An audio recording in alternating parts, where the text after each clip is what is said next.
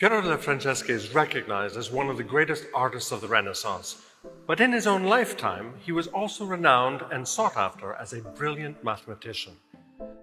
Piero della Francesca was born and died in San Sepolcro, where he also served as a city councillor. At some point, he was invited to Urbino, and between 1469 and 1486, Piero worked for Federico da Montefeltro. The flagellation is one of the most controversial pictures of the early Renaissance, and the identity of the persons in the painting are even now the subject of intense debate. There he also painted the double portrait of Federico and his wife Battista Sforza, that is now in the Uffizi, and in 1474, the monumental Pala di Brera. Only a handful of his paintings exist outside of Italy, and some of his most powerful, such as the Madonna del Parto, is still kept in a small country chapel. Born in the Netherlands, Piet Mondrian was a revolutionary artist, thinker, and theorist of the 20th century. Yet the meaning of his art is truly universal and relevant to our present day as well as our future. Mondrian embraced abstraction and produced seemingly rigid grid-like paintings created by intersecting simple black lines and combining them with primary colors. As is often the case in art, the context and the historical circumstances are key to understand the meaning of his work. Composition number 1 with grain red, Composition with red, is among the very few paintings that he completed in London, where he moved to in 1938, fleeing from the imminent war in Europe before relocating to the United States.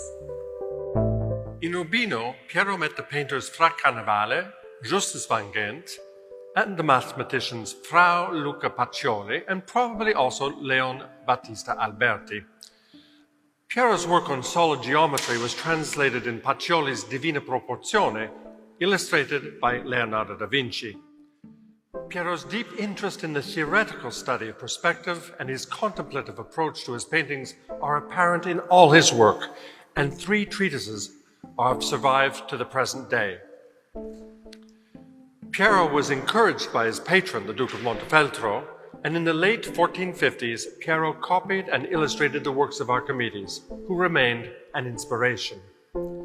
At the court of the Duke of Montefeltro, he also met Cardinal Bessariona and the brilliant young German mathematician Regiomontanus.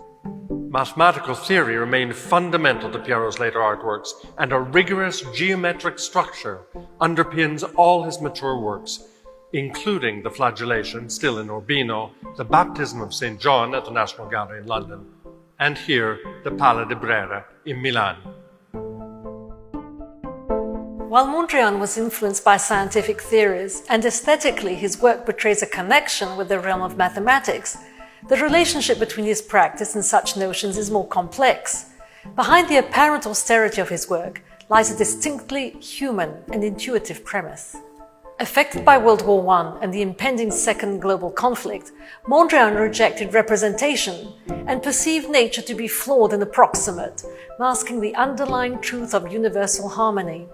He aimed to remove any false manifestations to reveal the workings of the universe.